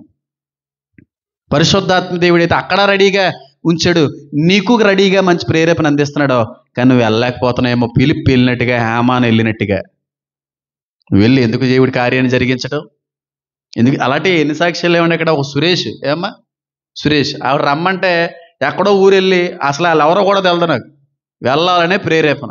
సురేష్ అనే వ్యక్తి క్యాన్సర్ పేషెంట్, అమెరికాలో ఉద్యోగస్తుడు, క్యాన్సర్ వచ్చేసాడు ఇక్కడికి. డాక్టర్లు చెప్పారు చచ్చిపోతారని. కానీ మనం వెళ్ళి దర్శించిన తర్వాత ఆ దేవుడి మీద ప్రత్యేకమైన ఆలోచన వచ్చేంత వరకు కూడా దేవుడు ఆయుష్ ఇచ్చాడు ఆ వ్యక్తికి. ఎన్నో రోజులు బతికాడు కదండి. లాస్ట్లో వ్యక్తి చచ్చిపోతా ప్రేజ్ లార్డ్ అని చచ్చిపోయాడు. హల్లెలూయా అని సంథింగ్ చెప్పి ఇవి వెళ్ళబట్టే కదా అక్కడికి రెడీగా ఉన్నాడు. అక్కడ అది ఏర్పాటులో ఉన్న ఆత్మ. ఈ సువార్త అవసరమైంది చెప్పిన వాళ్ళకి బతకడని. కానీ ఆత్మ రక్షించబడతారు, రాసి పెట్టుకోండి. లూదియా గారు తమ్ముడు బుజ్జి గారు హాస్పిటల్ నుంచి వచ్చారు. అంతా బాగుంటా సూపర్ బతికేసాడు అన్నారు. చచ్చిపోతాడు అన్నాను నేను. కొంతమంది తిట్టుకున్నారు నన్ను. బాప్తీసం ఇమ్మంటున్నాడు, ఇమ్మంటారా అన్నాను. ఈ సమయంలో ఎత్తే చూసేవాళ్ళు ఏమనుకుంటారా బాబు? చూసేవాళ్ళు ఏమనుకున్నా పర్లేదు, ఆ నిందను మోపినా నేను అనుభవిస్తాను. ఆయన తీసుకోవడానికి ఆయన సిద్ధంగా ఉన్నాడు లేదా అడగండి, తీసుకుంటాను అంటున్నాడు బాబు. ఆల్రెడీ దర్శనం కూడా వచ్చేసింది ఆ వ్యక్తికి. పరలోకాన్ని చూసేసాడు మహానుభావుడు. చిలకరింపు బాప్తీసం ఇచ్చిన కొన్ని దినాల్లో చచ్చిపోయాడు. ఎన్ని జరగలేదు సంఘంలో? ఎన్ని ఆత్మలో నాశనంలోకి వెళ్ళిపోయేటువంటి క్రమంలో వెతికి రక్షించుకోవడానికి పాత్రను దేవుడు వాడుకోలేదు. ఈ పాత్రని, ఈ దరిద్రగొట్టి పాత్రని వాడుకోలేదు. అలా ఎమర్జెన్సీలో దేవుడు ఎప్పుడు ప్రేరేపించాను నేను అశ్రద్ధ చేయను, పోతాను వెంటనే. నేను వెళ్ళిపోయాను చాలా సురేష్ విషయంలో కావచ్చు, వీళ్ళ విషయంలో కావచ్చు, వాళ్ళ విషయంలో కావచ్చు. పాతాళానికి వెళ్ళిపోయి ఆత్మలను రక్షించగలిగే స్థితిలో దేవుడు నన్ను ఉంచడేమో. ఆత్మల పట్ల భారం, ఆత్మలను ఆకర్షించగలిగే వరం బైబిల్లో ఉంది. నాకు తెలుసు అందరినీ పట్టించుకుని, కొంతమందినే పట్టించుకుంటాను. ఏర్పాట్లు ఉన్న ఆత్మలకు నేను ఆకర్షించబడతాను. అది ఆత్మ వరాల్లో ఒక వరం. ఆ వ్యక్తులు మాత్రం వదలను. ఏదో రకంగా నడిపించాలని, ఏదో రకంగా వదలను. ఇంక సమస్య లేదు. లోకం వాళ్ళ గురించి ఏమనుకున్నా పర్లేదు, నన్ను తిట్టుకున్నా పర్లేదు, నా మీద తప్పుడు నిందలేసినా పర్లేదు, రక్షణ మాత్రం ఇచ్చేయాలి. తర్వాత వేరే విషయం. అలాగే ఎన్నో ప్రయత్నించి దేవుళ్ళకి నడిపించిన అనుభవాలు ఉన్నాయి. వాటిని బట్టి నిందలో అనిపించిన అనుభవాలు కూడా నా జీవితంలో బోల్డ్ ఉన్నాయి. బోల్డ్ రకాల నిందలు. కానీ వెనకాల కాన్సెప్ట్ వాళ్ళకి తెలియదు. కాన్సెప్ట్ వాళ్ళకి తెలియదు. మీకు బైబిల్ తెలియదు. అందుకే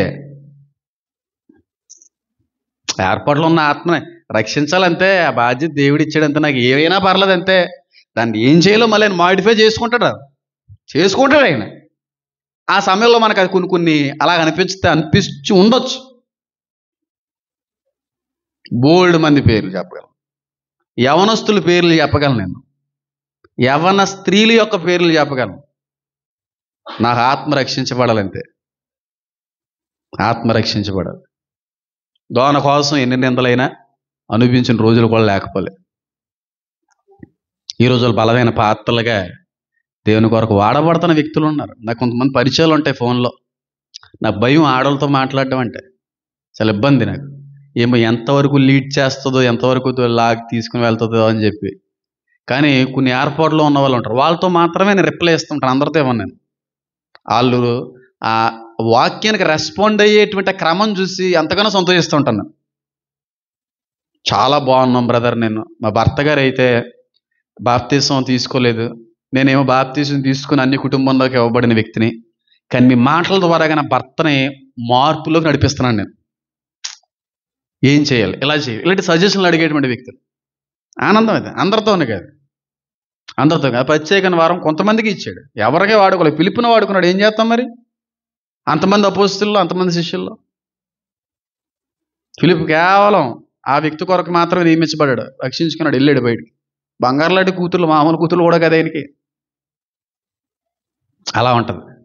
పరిశుద్ధాత్మ ప్రేరణకి మీరు ఏం చేయమని ఉంది బైబిల్లో? లోబడండి. లోబడకపోతే నువ్వు కదా నష్టపోయేది. ఆల్రెడీ రక్షణ పొందుకోవాలి అని చెప్పి దేవుడు ఏర్పరిచిన ఆత్మ నష్టపోద్ది. అశ్రద్ధ చేయకండి అమ్మ. సువార్తను ప్రకటించండి. ఎవరింటికన్నా వెళ్ళి దర్శించాలి అనే ఆలోచన నీకు కలిగిందా? ఖచ్చితంగా వెళ్ళి దర్శించండి. ఎవరికైనా దేవుడి కొరకు 2 మాటలు చెప్పాలనేటువంటి కోరిక నీలో మొదలైందా? ఖచ్చితంగా వెళ్ళి చెప్పండి ఆ మాటలు. వాళ్ళు చుట్టాలైనా, మంచి ఉన్నతమైన కుటుంబానికి సంబంధించిన వ్యక్తులైనా, వారు ఎవరైనా సరే వెళ్ళండి. అశ్రద్ధ చేయకండి. నేను వెళ్ళి చాలా ఆత్మలు రక్షించిన అనుభవాల్లో ఉన్న వ్యక్తిని నేను. సౌమ్య రక్షణ పొందుకోవాలని ఎందుకు బతిమాలతో ఉంటుంది తెలుసా? అమ్మాయి ఏర్పాట్లు ఉన్న అమ్మాయి. ఈలోగా అపవాది ఏ విధంగా మింగేస్తాడన్న ఆలోచన నాకు. సాత్విక ఈ విషయాల్లో చూడండి, తర్వాత ఏం జరిగిందో మీకు తెలియదు ఇంకా.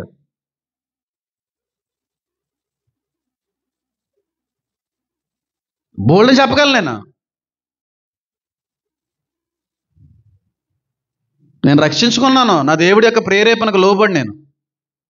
ఒకవేళ ఒక అడుగు కానీ ఆ రోజు నేను వెయ్యకపోయి ఉంటుంటే చచ్చి నరకంలో ఉండే ఆ ఆత్మలకు లెక్క నేను చెప్పవలసిన అవసరం రేపు రోజున ఉందినేమో.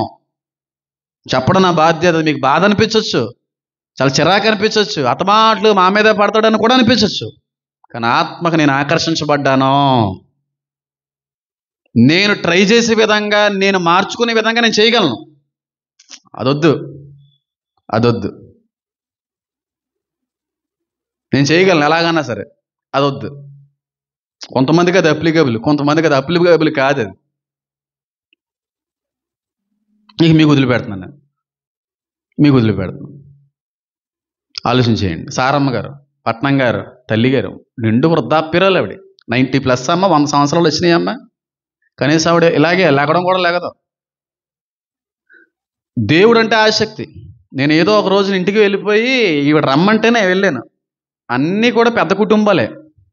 వెళ్ళి కొంచెంసేపు మాట్లాడుతుంటే ఆవిడ ఎంత భయంకరమైనటువంటి విగ్రహాలు అంటావు. ఎన్ని పొద్దున లేచి మంత్రాలు చదువుతుంది ఆవిడ. నేను వెళ్ళి వచ్చిన తర్వాత నుంచి ఆవిడ మంత్రాలు రావట్లేదని నోట్లోంచి దిట్టి మంత్రాలు రావట్లేదు అంటుందంట కూతురి దగ్గర. ఇంకా మంత్రాలు రావే ఆయన చేయబడిన తర్వాత అందంట. గుర్తుందమ్మా మీకు? వెళ్ళి మాట్లాడి తర్వాత వెళ్ళిపోయిన ప్రార్థన చేసిన తర్వాత మామూలుగా మంత్రాలు చదివేసుకుంటుందంట. పొద్దున్న వెళ్ళి మంత్రాలు చదవకపోతుందంట. మంత్రాలు రావట్లేదు ఇలాగైపోయినట్టు నేనని చెప్పి అప్పుడు ఆవిడ చెప్పానమ్మా, ఆత్మ రక్షించబడుతుందమ్మా, ఆత్మ ఏర్పాట్లు ఉన్న ఆత్మ అమ్మ అంటే ఆవిడ కూర్చోబెట్టుకుందని. ఇంత స్టూల్ వేద్దా ఆవిడ చిన్న స్టూల్ మీద కూర్చుంటే నిలబడలేదు, వంగిపోయి ఉంటుంది. షార్ట్ మనిషి అంతే ఉంటుంది, వంగిపోయి నిలబడి నడిచే పరిస్థితి కాదు. నేను వెళ్తే చిన్న స్టూల్ వేద్ది, ఆవిడ కింద కూర్చుంటుంది, కూర్చోబెట్టుకుని 2 చేతులు పట్టుకుంటుంది. అలాగే దేవుడు ఆవిడ చెప్తూ ఉంటుంది ఎంత పరితపించిపోతుంటుందో దేవుడి కోసం, ఎంత ఆశపడుతుంటుందో దేవుడి కోసం. ఆవిడ మొట్టమొదటిసారి నేను దర్శించి వెళ్ళిపోతే నేను చెప్పుకుంటా గొప్పదన్న దేవుడికే మహిమ. యేసు చూసేనా అంటది ఆవిడ. నేను యేసుని చూసాను ఆ కుర్రల్లో. తెల్లట వస్త్రములు ధరించుకున్నాడు అబ్బాయి. ఆ వ్యక్తి వెళ్ళిపోతుంటే ఆ స్వరూపాన్ని నేను చూశానని చెప్పి కళ్ళని నీళ్ళు పెట్టుకుని ఆవిడ దగ్గర సాక్ష్యాన్ని పంచుకుందండి. ఆ అబ్బాయి కాదు, హేమాన్ బాబు కాదు, యేసుబాబు వచ్చాడు ఇక్కడికి అని చెప్పుకుందంట. చిలకరింపు బాప్తీసమే రాసేసాను డైరెక్ట్గా, ఆత్మ రక్షించబడింది కలుతూ చూసుకోండి అని చెప్పి. ఆ వ్యక్తికి సారా అని పేరెట్టాను. అవసరం లేదండి, ఒక మాట చాలండి ఒక ఆత్మను రక్షించడానికి, ఒక అడుగు చాలండి ఒక జీవితాన్ని మనం నిలబెట్టడానికి. ఆ ఒక్కడు చేయలేకపోతున్నాం మనం, ఆ ఒక్క ప్రయత్నం మనం చేయలేకపోతున్నాం. పిలుపులా దేవుడు నిన్ను వాడుకోవాలనుకుంటున్నాడేమో. నశించిపోయేటువంటి ఆత్మలు కొన్నైనా సరే నీ ద్వారాగా రక్షించుకోవాలని ఆలోచనతో ప్రేరేపిస్తున్నాడేమో. సొంత ఇంటి వారిని నువ్వు చాలాసార్లు రక్షించుకోలేకపోతున్నాయేమో. ఖచ్చితంగా లెక్క అయితే నువ్వు చెప్పుకుంటావు, ఖచ్చితంగా లెక్క చెప్పుకుంటావు. ప్రస్తుతం నా నాన్నగారిని చిన్న విశాల శామ్యాలను వాడుకున్నాడు. చిన్నగానే వాడుకొని ఆ వ్యక్తికి రక్షణ ఇచ్చేసాడు. ఇన్ని సంవత్సరాల నుంచి ఉన్నటువంటి ఆ హైందవుడు మనవడు వెళ్ళి 2 మాటలు చెప్తే బాప్తీసం అన్నాడు. రెడీగా ఉన్నాడు ఆయన. అక్కడ ఎర్ర పడింది, సెట్ అయిపోయింది. అంతే, రెడీగా ఉంటాయి కొన్ని దేవుడు ఏర్పాట్లను రెడీ చేస్తూ ఉంటాడు. ఆ రెడీ ఉన్న వాళ్ళని ఇంకా రెడీ చేయడానికి మనం వెళ్ళకపోతాం. చిన్నగా వెళ్ళాడు అంతే. తాతి ఎప్పుడు బాప్తీసం తీసుకుంటావు ప్రసాద్ తాతి? అలాగైతే నేను రాను తాతి అని. ఒరే జీసస్ దేవుడేరా, నేను తీసేసుకున్నాడు అంతే. సొంత కూతురి చేతులతో రక్షణ పొందుకున్న తండ్రి ఆయన చచ్చిపోయాడు 2 నెలల్లో. చచ్చిపోయిన తర్వాత అమ్మకు కనబడ్డాడు దర్శనంలో. ఎంత ప్రకాశవంతమైన రీతిలో ఉందంటాయి నాకు ముఖం. అశ్రద్ధ చేయకండి. నా కొడుకుని పంపించానండి హైదరాబాద్, బాప్తీసం ఇచ్చేసి రారని. స్కూల్ చదువుకున్న కొడుకాడు, స్కూల్ చదువుతున్న కొడుకు హైదరాబాద్ వెళ్ళి బాప్తీసం ఇసిరండి ఇచ్చొస్తారు మీరు అని పంపించాను. వెళ్ళి పంపించి తీసుకొచ్చాను. అంత ప్రత్యేకమైన ఆత్మల పట్ల భారం, ఆత్మల పట్ల ఆకర్షణ దేవుడు అందించాడు. అందరినీ పట్టించుకోను, కొంతను మాత్రం పట్టించుకుంటున్నానంటే అర్థం చేసుకోండి. కుర్రోని పంపించి బాప్తీసం ఇప్పించి తీసుకొచ్చాడు దేవుడు. ఏమో తండ్రి గారిలో ఉన్న వరం ఆ కుమారులో కూడా పెట్టాడేమో దేవుడు. మరి ఉప్పురాంకృష్ణ గారు ఏమీ సువార్త ఏం ప్రకటించలేదు మా నాన్నగారు తండ్రి గారికి. మా అమ్మగారు కోడలు గారు ఏమి ఇంటికి వెళ్ళి మామయ్య గారు అంటే దేవుడిని తెలుసుకుంటాను ఏమీ లేదు. ఏదో సరదాగా వచ్చారంతే, మందిరానికి ఆకర్షించబడిపోయారు అంతే. ఏర్పాటు అది, బాప్తీసాలు తీసేసుకున్నారంతే. వస్తున్నావు కదా బాప్తీసం తీసుకోవడానికి ఏముందని ఒక మాట నడిపించేసింది వాళ్ళంతే. అలా చెప్పగలిగే వ్యక్తులు ఉండాలి. ఆయన చూసుకుంటాడు. ఇప్పుడు విమలామణి గారు అల్లుడి గారు ఏర్పాట్లో ఉన్న వ్యక్తి అన్న ఆయన తెలుసు, ఎలా తీసుకొని రావాలో ఆయన తెలుసు. అంటే మనం వస్తే వేరేగా ఉంటుంది, ఆయన తీసుకొస్తే బాధతో ఉంటుంది, నొప్పి ఉంటుంది ఆ ప్రక్రియలో. అంతే తేడా. ఏర్పాట్లో ఉన్నవాడు ఎక్కడికి తప్పిపోడు, ఎక్కడికి కోల్పోడు, ఖచ్చితంగా రక్షించబడతారు ఎప్పటికైనా. ఈ వ్యక్తి సీని గారు వాళ్ళ అమ్మగారు, సీని గారి కుటుంబం గురించి, వాళ్ళ అన్నగారు వాళ్ళ కుమారుడు గురించి ఏర్పాట్లు ఉన్నవాళ్ళు చెప్పడం మన వంతు. కాబట్టి పరిశుద్ధాత్ముడు చేసేటువంటి పని ఏంటంటే చెప్పండి, సర్వసత్యములోనికి నడిపించుట. క్రీస్తుని ఎరగని వ్యక్తుల్ని సైతం దేవుడిలోకి నడిపించే పని ఆయన చేస్తాడు. పాత్రలు మనం అంతే, ఎర్రలం మనం, జాలర్లం మనం. మనుషులు పట్టి జారలు అన్నాడా, ఎర్ర వేయాల, ఆ ఎర్ర స్వార్థ. ఆ చెరువులో ఉన్న లక్షల చేపల్లో ఒక్క చేప పడినా చాలు, పంట పడినట్టే, కిరీటం వచ్చినట్టే. బోల్డ్ కిరీటాలు సంపాదిస్తాను పరలోకంలో నేను చూడగలితే. ఆయనకంటే ఎక్కువ ఉంటాయి నాకు, మీ దైవజనుల కంటే ఎక్కువ ఉంటాయి, నో డౌట్, అందులో సందేహం లేదు.